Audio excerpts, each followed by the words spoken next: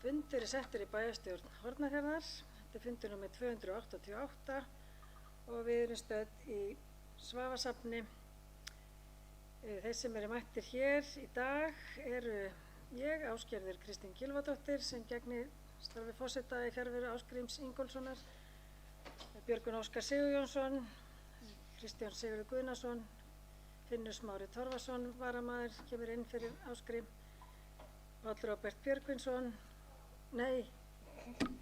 Páll Róbert Matthíasson, Bryndís Hólmarsdóttir og Sæmundur Helgason. Auk bæjarfulltrúanna eru hér Matthildur Ásmundardóttir, bæjarstjóri, og starfsmenn fundarins Bryndís Bjarnason og Tjörfi Óskarsson sér útsendingu og upptöku á fundinum. Dagskráin í 17 liðum og við hefjum hér með fundargerð bæjarráðs Hornafjarðar númer 1002 og orðalaust þá fundargerð. Sæmundur Helgason, gjörðu svo vel.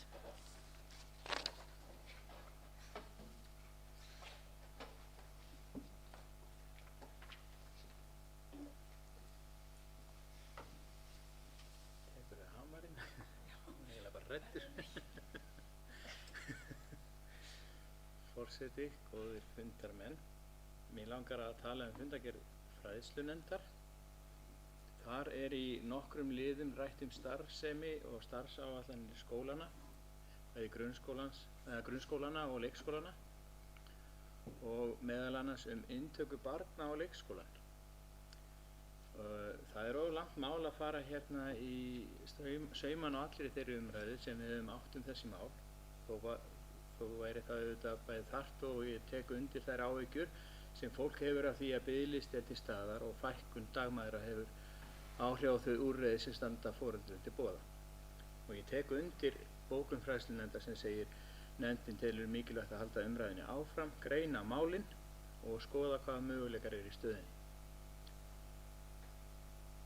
Mér finnst að okkur vanti einhvern meiri sveigjanleika í þessu kerfi okkar yngstu og dýrmætustu skjólstæðinga.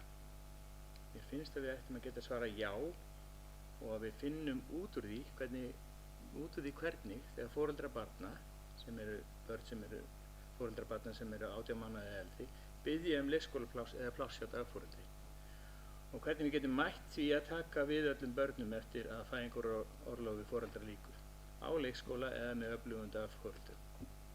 Og við þurfum í sameiningu að finna lausnir sem skapa sveigjanleika í kerfinu okkar. Fyrir mér finnst mér að við sem eru kjörið til þess að taka ákvarðanir á okkar pólitíska enda, við eigum að geta tekið þá stefnu að þessi tvö kerfi, leikskóli og dagforeldrar, dekki þörfina hverju sinni. Í grunnskólanum svörum við aldrei nei. Við svörum aldrei það ekki pláss, hvorki með 6 ára börn eða önnur börn.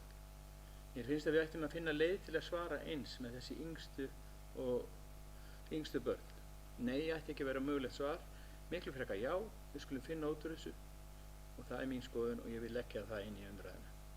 Og ég vil líka leggja það til í umræðuna og í umræðu fjárhagsáætlanagerð sem núna í fullum gangi, að það verði skoðað og gerð greining á því að leikskólinn verði gjaldfrjáls fyrir foreldra. Ég tel að þannig myndum við fyrst stíga það skref að viðurkenna það sem stendur í öllum menntastefnum okkar sem segir að leikskólinn sé fyrsta skólastigið. Ég hef sagt það oft áður í umræðum þessi mál að þetta skref ekki stórt skref að taka. Í fyrra borguðu foreldrar 19 milljónir samanlagt í leikskólagjöld, en reksturinn kostaði yfir 250 milljónir. Það gerir að innheimt gjöld standa undir 8% af því sem það kostar að reka leikskóla. En ég tel að gjaldfrjáls leikskóli fyrir foreldra myndi einmitt liðka mikið til og einfalda alla sýn á þennan mikilvæga málaflokk.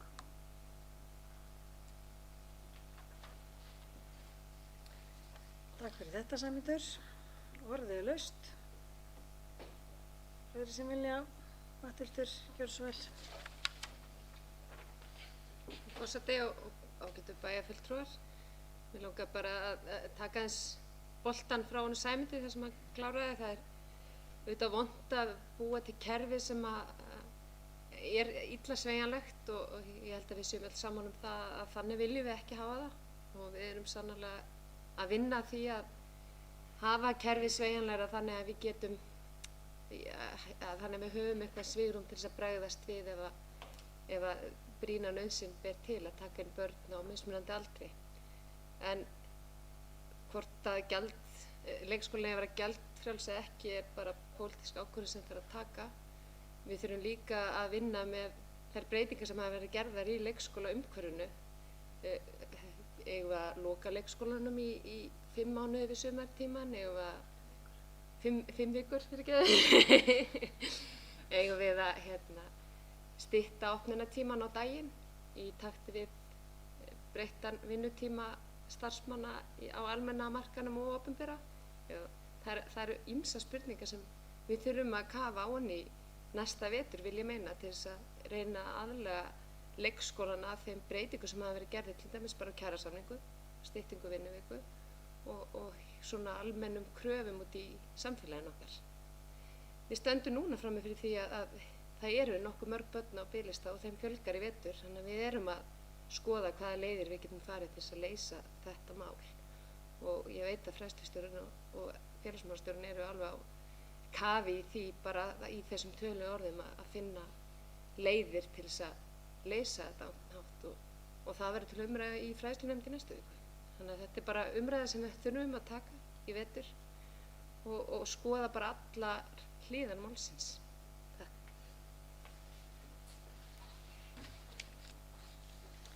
Þakka bæjarstjóra fyrir. Fleiri sem að taka til máls? Svo er ekki, það ber í fundargerðinni undir atkvæði fundarins. Þeir sem samþykkja, gjörðu svo vel að gefa merki. Hún er samþykkt samhljóða. Þá er það fundargerð bæjarráðs Hornafjarðar nr. 1003 frá 31. ágúst síðastliðnum. Orðið er laust þá fundargerð. Matthildur bæjarstjóri, gjörðu svo vel. Forseti og bæjarfulltrúar, mig langar að taka til máls undir lið 8 í þessari fundargerð sem varðar söfnun undirskriftalista út af skipulagi þéttingu byggðar. Það var spurt það hér á síðasta bæjarstjórnarfundi hvað var að frétta af þessu máli og mér langaði svona aðeins að upplýsa það sem hefur þá átt sér stað frá því að við fengum inn erindið frá þessum hóp sem fór fram á söfnun undirskriftalista. En eins og kom fram að í þessari fundargerð þá voru 22,2% kosningabæra íbúa sem kusu með því að fara fram á íbúakosningu og við erum núna í þessum töluorðum að eiga í samskipti við Samgönguráðuneytið og Þjóðskrá Íslands það hvort það sé möguleiki að fara af stað með rafræna íbúakosningu. En eins og staðan er í dag þá er ekkert kerfið sem býður upp á þann möguleika. En ráðuneytið er tilbúið til þess að vinna með sveitarfélaginu og jafnvel kosta að hluta til þessa kosningu því að þetta er ekki algengt. Þetta hefur ekki komið upp í öðrum sveitarfélagum, já, bara held ég sjaldan allavega þar sem þessi krafa er og ég held að það sé bara spennandi fyrir okkur aðeins að vinna með þetta verkfæri, að prófa okkur áfram í því að finna leið til þess að keyra í gegn rafræna íbúakosningu sem uppfyllir öll skilyrði og það er þá eitthvað sem önnur sveitarfélög geta horft til og við getum nýtt okkur frekar til framtíðar.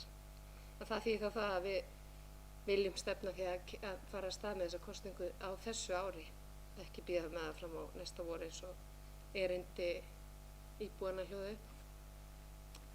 Fleiri var það ekki. Þakka bæjarstjóra fyrir. Orðið er laust. Fundargerð 1003. Það er enginn sem kveður þessu ljós, þá ber ég fundargerðin undir atkvæði fundarins. Þeir sem samþykkja, gjörðu svo vel að gefa merki. Hún er samhljóma samþykkt. Þá er það fundargerð bæjarráðs Hornafjarðar nr. 1004 frá 7. september síðastliðnum. Orðið er laust þá fundargerð. Það er enginn sem kveður þessu ljós, þannig að ég ber hann undir atkvæði fundarins. Gjörðu svo vel að gefa merki. Og hún er samþykkt. Liggur hér fram til kynningar fundargerð bæjarstjórnar Hornafjarðar nr. 287 frá 19. ágúst síðastliðnum. Og sem vil segja eitthvað hana? Nei, svo er ekki. Þá fyrir við í almenn mál og þar er 5. mál sem sagt og fyrst alþingiskosningar kjörskrá 2021. Hér liggur fyrir erindi frá Þjóðskrá Íslands frá 21. ágúst 2021 þar sem fram koma fyrirmæli meðferð kjörskrár stofna frá Þjóðskrá vegna alþingiskosninga 25. september 2021. Jafnframt lagði fram stofna kjörskrá fyrir sveitafélagið Hornafjörð sem unnin hefur verið af Þjóðskrá Íslands og yfirfarin af starfsmönnum sveitafélagsins. Alls eru 1508 á kjörskrá sveitafélagsins fyrir þessar kosningar og ég legg til að bæjarstjórn samþykki framlagða kjörskrá eins og hún liggur fyrir og mun undirrita hana. Kjörskráin mun svo liggja frammi hér í afgreiðslu sveitafélagsins til 24. september. Þannig að fólk getur við kíkt og aðtöku hvort það sé ekki örugglega nafnið sitt á kjörskráinni. Einhver sem vil ræða þetta mál? Nei, sé einhver vandkvæði þá er þetta að kæra sig inn á kjörskrá. Þá er ákveðið ferli sem fyrir gang. En hún liggur frammi og allir geta að skoða hana hér í afgreiðslunni. Enginn sem kveður svo ljós, þá þurfum við að samþykkja kjörskrá og leggja til að samþykkjum hana og gefa merki. Og hún er samþykkt samhljóða. 7. mál á dagskrá eru reglur sölu íbúða í eigu sveitafélagsins Hornafjarðar og það er bæjarstjóri Matthildur Ásmundardóttir sem fer yfir það. Forseti og bæjarfulltrúar. Hérna erum við að leggja fram reglur það hvernig við stöndum að sölu eigna eða sölu íbúða í eigu sveitafélagsins. Við gerðum hérna húsnæðisáætlun fyrir 2 ára síðan það bil og þar greindum við vel hvernig markaðurinn er hjá okkur og hversu hátt hlutfall er í eigu sveitafélagsins og ég svona rýndi aðeins í þetta í morgun og við eigum samtals 44 íbúðir í dag og erum að setja í söluferli 2 íbúðir vonandi hérna á eftir að það verður samþykkt og það sem að geta, við erum þá ekki í rauninni að fækka leigu íbúðum á markaðnum af því að við erum líka að vinna með bríet í því að fara að stað með leiguhúsnæði hér á leigufélag á Hornafirði. Þannig að þetta er svo að segja kannski smá tilfærsla. En til þess að geta aðeins tekið til í kerfinu okkar þá þurfum við að hafa það reglur þannig að þetta sé gert samkvæmt bókinni og reglurnar hafa það markmið að skýra hvernig er staðið að sölu íbúða og stefnan er að fækka aðeins í íbúðum í eigu sveitafélagsins. Við eigum einnig í íbúðafélagi sem á 5 íbúðir, þannig að við þurfum að marka svolítið stefnu hvernig við viljum hafa samsetningu á leiguíbúðum til frambúðar. En þetta eru reglur sem að hjálpa okkur að fylgja ákveðnu verklagi þegar að tekin er ákvörðun að selja og nú eru 2 sem við ætlum að setja í sölu íbúðir og það hendar ágætlega núna því þær eru að losna og standa auðar og ég hugsa þess að best að gera þetta með þessum hætti að þegar íbúðirnar losni að þá sé það tekin umræðum hvað skuli gera við þær til frambúðar. En þessar reglur eru hér lagðar fram og voru samþykktar í bæjarráði.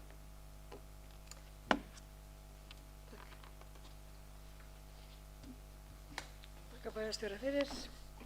Orðið er laust reglur sölu íbúða í eigu sveitafélagsins Hornafjarðar. Það er enginn sem kveður svo ljós. Það leggir til að bæjarstjórn samþykki reglurnar.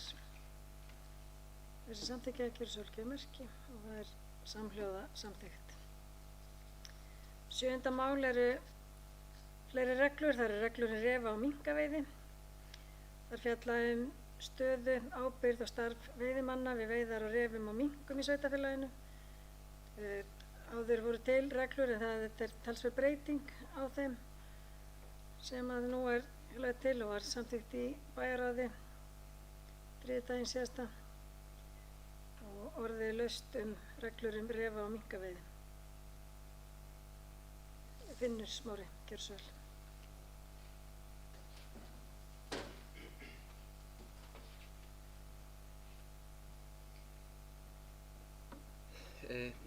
forseti, aðrir fundargestir. Mig langar bara að koma upp hérna og fagna því að það sé verið að breyta þessum reglum. Svo sannarlega ekki vanþörf á og hérna, ég vona bara að ráðnar refa og minkaskyttur kynni sér þessar nýju reglur og geti verið sáttar með þær og sömuleiðis þá, eða síðar sem að skjallast ekki, þá búið að vísa líka hérna, gjaldskrá fyrir ref- og minkaveiðar til fjárhagsáætlunargerðar og við vonum bara að það geti orðið ágætis sátt um þetta. Takk fyrir. Takk fyrir þetta, Finnur Smári. Það er akkúrat rétt. Gjaldskráin verður tekin inn í fjárhagsáætlun, áætlunargerð. Fleiri sem vilja taka til máls. Svo er ekki, þá legg ég til að við samþykkjum reglur ref- og minkaveiði, breytingar á þeim. Þeir sem geta samþykkt það gjöra svo gefa merki. Það er samhljóma samþykkt. Og 8. liður á dagskrá er sala íbúða í eigu sveitarfélagsins. Í fjárhagsáætlun fyrir árið 2021 var gert ráð fyrir sölu til 3 eigna og nú eru, eins og bæjarstjóri kom inn á í sínu máli áðan, 2 íbúðir lausar, Sandbakkaveg 4 og Sandbakkaveg 2. Við samþykktum hér áðan reglur sölu íbúðana og ég legg hér til að bæjarstjórn samþykki sölu á íbúðunum á Sandbakkavegi 4 nr. 101 og Sandbakkavegi 2 nr. 102 samkvæmt reglum sölu íbúða í eigu sveitarfélagsins sem samþykktar voru í undirlið 5. Orðalaust sölu á íbúðum. Enginn sem kveður sér hljóðs. Þannig að þeir sem samþykkja að þessar íbúðir fari í söluferli samkvæmt reglunum gjöra svo gefa merki. Og það er samhljóma samþykkt. 9. liður á dagskrá er samstarfsyfirlýsing uppbyggingu á íbúðum á Höfn.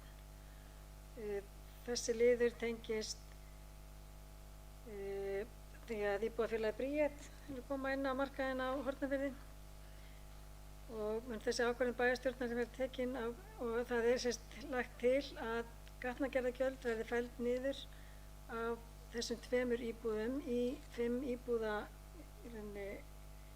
fjölbýlishúsi. Já, fyrirgefið, já. Það er eftir 50% afsláttur. Þetta var nú glannalegt af mér að alla felli þetta bara niður. Það er ekki í samræmi við samþykkt bæjarráðs.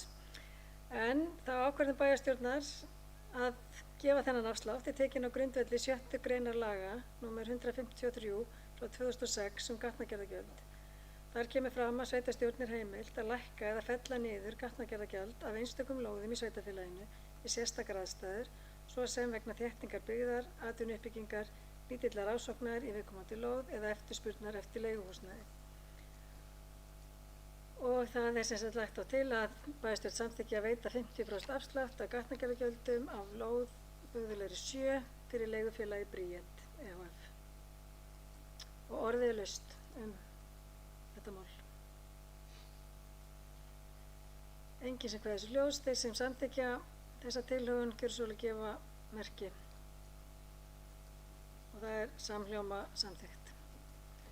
Liður 10, byggingarleyfisumsókn, Breiðabólsstaður, Klifartangi, frístundahús og það er Björgun Óskar Sigurjónsson sem fylgir því úr hlaði.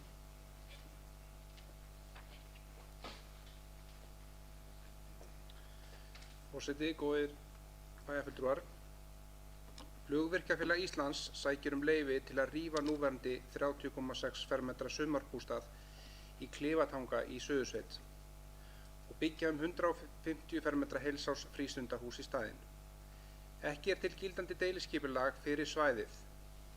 Samkvæmt aðalskipulagi er svæðið innan frístundabyggðar F15 í Suðursveit. Svæðið er einnig merkt sem önnur náttúruvernd ÖN10 og er á náttúruminjaskrá. Beiðni umsagnir hefur verið send til Umhverfisstofnunar og Náttúrufræðistofnunar Íslands.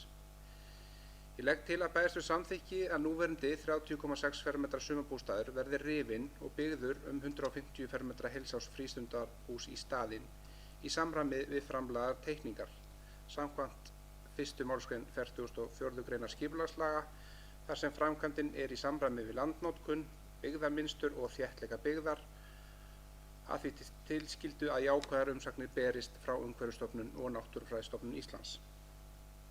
Einnig legg ég til að berist við samþykki að fallið verði frá grenndarkynningu þar sem framkvæmd varðar ekki hagsmuni annarra en umsækjanda. Takk fyrir. Takk fyrir þetta, Björgvin. Orðið er laust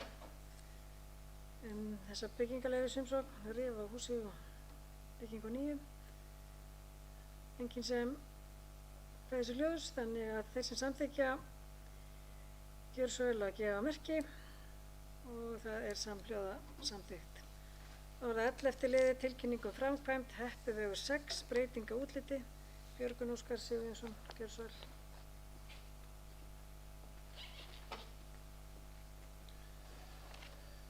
Forseti, góðir fundarmenn.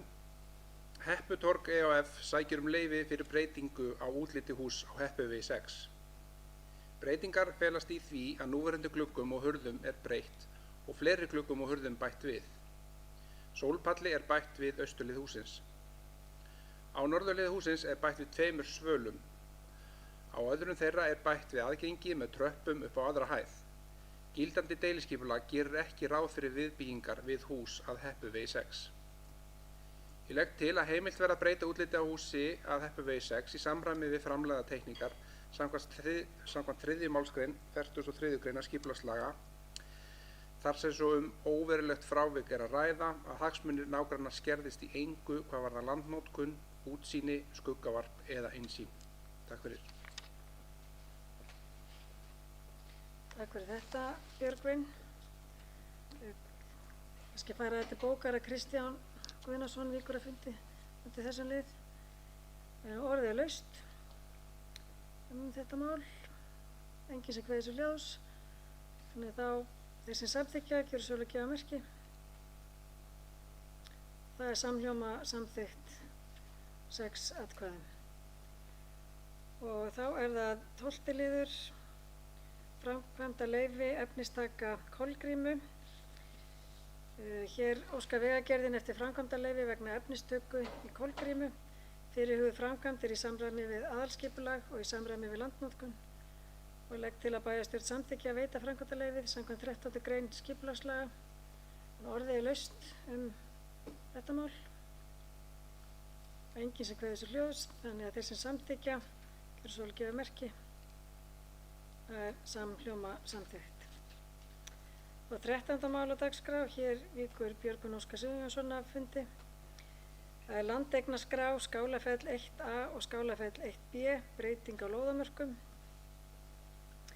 Björn Guðmundur Sæbjörnsson og Sigurgeir Jónsson óska eftir breytingu á lóðamörkum milli Skálafells 1 lóðar A og Skálafells 1 lóðar B samkvæmt meðfylgjandi uppdráttum. Til staðar er staðfest deiliskipulag fyrir svæði. Bæjarráð samþykkti á fundi sínum þann 13. júlí síðastliðinn að vinna mætti óverulega breytingu á deiliskipulagi þar sem gerð grein fyrir breyttum lóðamörkum og byggingarreitum. Ég legg til að bæjarstjórn samþykki óverulega breytingu á deiliskipulagi samkvæmt 2. málsgrein 43. greinar skipulagslaga enda víkur tillagan óverulega frá notkun, nýtingarhlutfalli og formi viðkomandi skipulags. Og einnig legg ég til að bæjarstjórn samþykki að falli verði frá grenndarkynningu samkvæmt 3. málsgrein 42. greinar skipulagslaga þar sem breyting varðar ekki hagsmuni annarra en umsækjanda.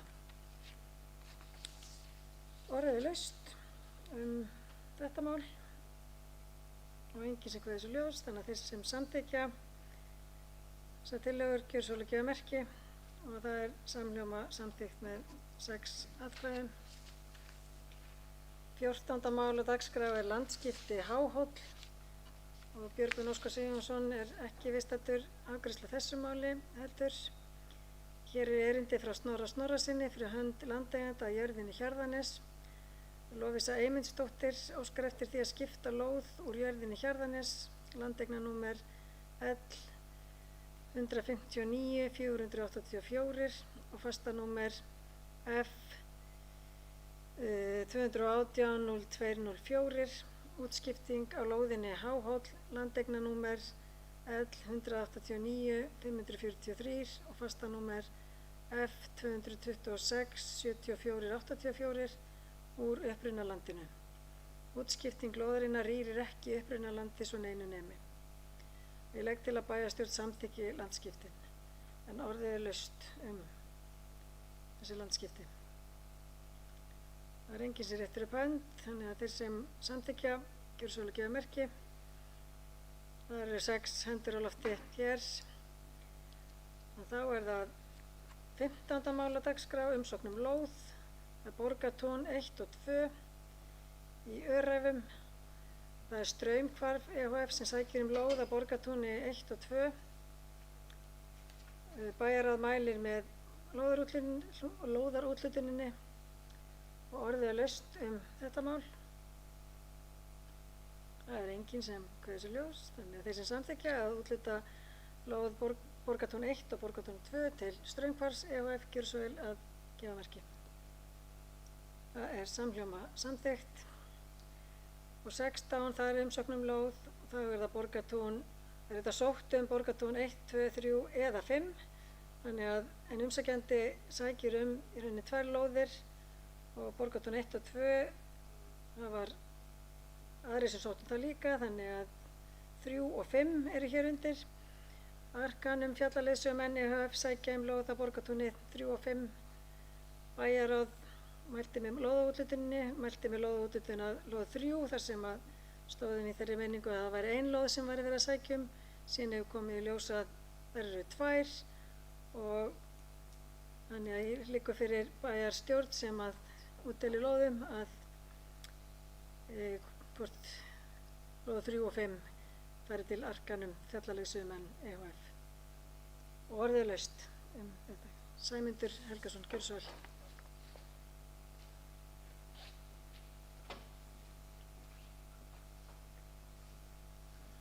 Forseti, góðir fundamenn. Við erum duglega að útdeila lóðum og ég bara með eina spurningu. Er þetta upplýsa okkur hvað eru margar lóðir eftir í Borgartúni? Ef við erum búin að útdeila þessum lóðum þar.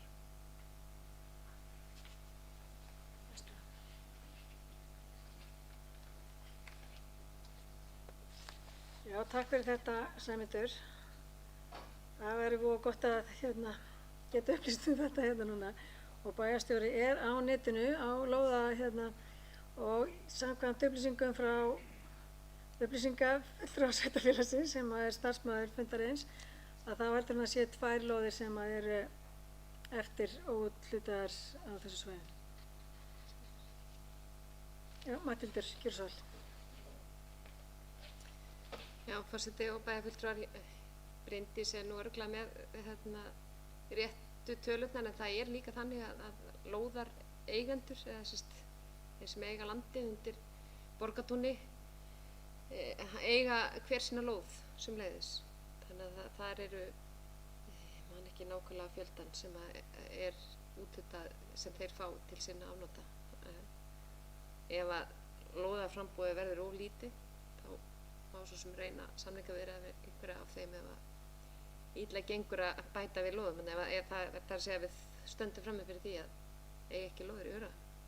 Af því að þetta er það svæði sem að íbúar vildu sjá undir íbúabyggð, samkvæmt íbúafundi sem við heldum í vor. Og þeir voru ekki tilbúin til þess að skipuleggja önnur svæði undir íbúabyggð. Þarna vilja þær sjá byggðina stækka.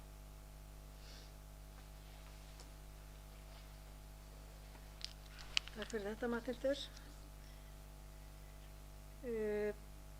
Við vorum ekki búin að greiða atkvæði, þannig að eða það eru fleiri sem vilja taka til máls. Sæmundur Helgason, gjörðu svo vel.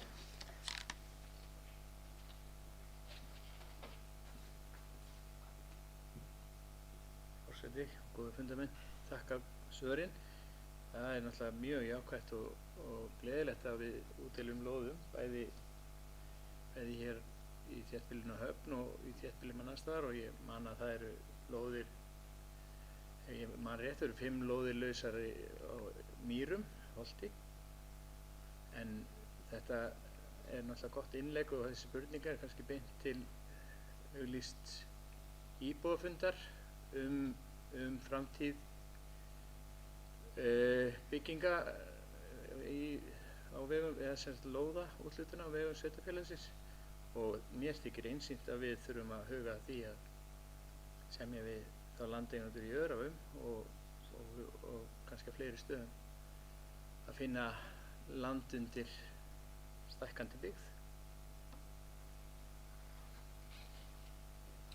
Takk fyrir þetta, Sæmundur. Og kannski bara bæta við hérna aðeins inn eins og bæjarstjóri kom inn á, þá hefur verið samtal við íbúa í Öræfum íbúabyggð þar, og þannig að það er virkt samtal. Hrollaugstaðir, þar er verið að fara af stað með deiliskipulag með íbúalóðum líka, þannig að það er heilmikið að gerast og bara ánægjulegt að fólk vil setjast að og fara í uppbyggingu í sveitarfélaginu. En eru fleiri sem vilja taka til máls? Svo er ekki, þá þeir sem samþykkja að útdeila lóðum 3 og 5 í Borgartúni til Arkanum fjallaleiðsögumanna EHF, gjör svo vel og gefa merki. Og það er samhljóma samþykkt. Þá er það 17. liður á dagskrá sem er síðasti liðurinn og það er skýrsla bæjarstjóra. Gjörðu svo vel, Mathildur. Takk fyrir, forseti, bæjarfulltrúar. Ég ætla svona að tæpa því helsta sem að hefur á dagaminni dreifið síðustu 3 vikur. Það er 3 vikur síðan við vorum hérna síðast. En heilbrigðisþing var haldið núna á dögunum, þar sem að var verið að kynna drög að stefnu í heilbrigðisþjónustu fyrir aldraða. Stefnan var unnin af Halldóru Guðmundssyni, fyrrverandi forstjóra öldrunarheimila Akureyrar. Þingið var mjög áhugavert, það var haldið í streymi. Það voru flestir í streymi, einhverju fengun að vera í sal. Og stefnan er alveg í samræmi við þá þjónustu sem hefur verið í boði hér á Hornafirði, má segja. Mikið var rætt að samþætta þau kerfi sem veita öldruðum þjónustu. Það er einnig í samræmi við þær áherslu sem við höfum verið að taka varðandi þjónustan heim, sem byggir á að skipuleggja alla þjónustuna í kringum þjónustuþegann eftir hans þörfum og í samstarfi við heimahjúkrun. Sérstakur gestur á þessu málþingi var kanadískur læknir að nafni Samir Sinja, en hann hefur áður komið til Íslands til að fjalla um þennan málaflokk og hans áherslu snúa að því að samfélagi gerir ráð fyrir öldruðum, hvetji þá til aukinnar virkni og þátttöku, leið og komið í veg fyrir kyrrsetu og spítalinnlagnir og fleira. Ég fer svo sem ekki djúpt inn á hans áherslur, en þeir sem hafa áhuga að geta að googla nafnið hans og það er margt áhugavert sem má lesa hans leiðir í þessum málaflokki. Sveitarfélagið sendi inn umsögn stefnudrögin og má lesa hana inn á samráðsgátt stjórnvalda. Fundur með frambjóðendum, nú styttist í alþingiskosningar. Því hafa frambjóðendur verið á ferðinni í sveitarfélaginu. Ég átti fund með fulltrúum í 2 efstu sætum Vinstri grænna, þeim Hólmfríði og Heiði núna á dögunum, og í gær satt Ólöf fund með fulltrúum Samfylkingarinnar. Í dag voru Framsóknarmenn í heimsókn og mér skilst að Sjálfstæðismenn séu væntanlega hérna helgina og á mánudaginn. En við leggjum upp úr því að taka vel á móti framboðum og óska þess að við viljum gjarnan sem óska þess og viljum gjarnan kynna fyrir þeim okkar helstu stofnanir og áherslur. Hringrásarhagkerfið. Sveitarfélagið hlaut 5 milljóna króna styrk í verkefni sem tengjast hringrásarhagkerfinu og sjóði sem umhverfisráðherra deildi úr núna í sumar. En verkefnið ber heitið Nytjasmiðja Hornafjarðar, regnhlíf hringrásarhagkerfis í Hornafirði, og er þetta samstarfsverkefni Nýheima þekkingarseturs, Fab Labs og sveitarfélagsins. Og verkefnið snýst það að móta regnhlíf yfir þau verkefni sem þegar er verið að vinna að í anda hringrásarhagkerfisins innan Hornafjarðar, sem og að hvetja til frekari verkefni þessu sviði. Og markmið er að skapa vettvang hringrás auðlinda í sveitarfélaginu, þannig að aðrir farvegir en urðun séu mögulegir. Við erum að hefja undirbúning verkefnisins og til að byrja með munum við eiga samtal við SAS og hana Elisabeth Björney sem er sérlegur ráðgjafi í sorpmálum á Suðurlandi og erum að finna fundartíma með þessum aðilum núna á næstunni. Sveitarfélagi er samhliða þessu að hefja undirbúning á sorpútboði en núgildandi samningur við Íslenska gámafélagið rennur út á næsta ári. Grynnslin og hafnarfundur. Hafnarstjórn fjallaði um málefni Grynnslana á síðasta fundi nefndarinnar og í kjölfarið höfum við fundað núna í tvígang með starfsmönnum Vegagerðarinnar til að koma málun á hreyfingu. Vegagerðin mun setja af stað sandflutningsútreikninga til að skoða betur áhrif sandfangarans við Einholtskletta og á það bara að fara af stað núna á næstu 2-3 vikum.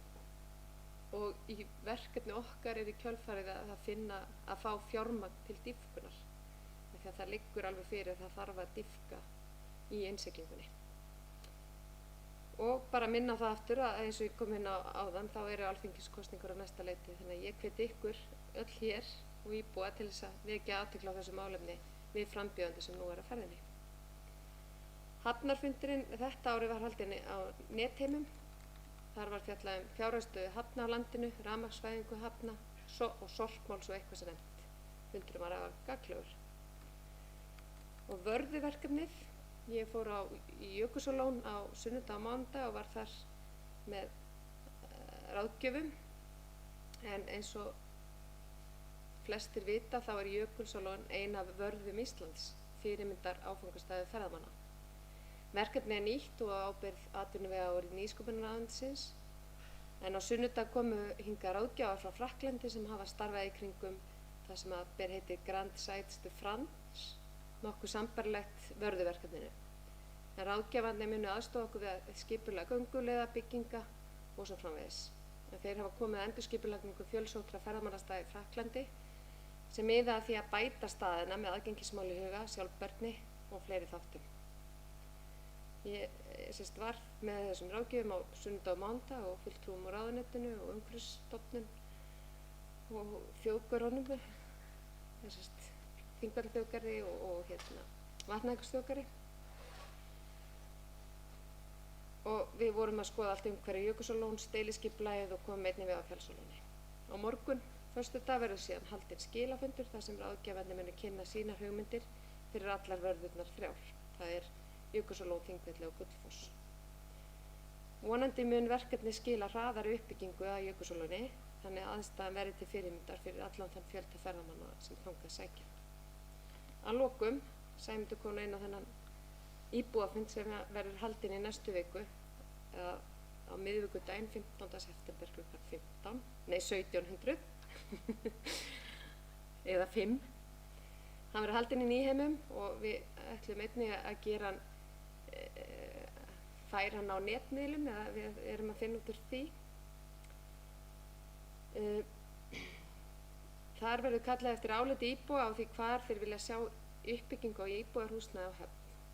Og við þurfum að horfa bæði til skemmri og lengri tíma því lóðarframboð er að minnka og einnig mikilvægt að fá þá góða mætingu á fundinn svo umhverfis- og skipulagsnefnd fái góðan efni við að vinna úr. Fundurinn verður með heimskaffi fyrirkomulagi þar sem skipt verður í hópa á borð þar sem allir fá tækifæri til að tjá sig. Læt þessu lokið í bili. Takk fyrir. Þakka bæjarstjóra fyrir. Þá höfum við farið yfir dagskrána og við frestum nú fundi og fyrir með fundagerð.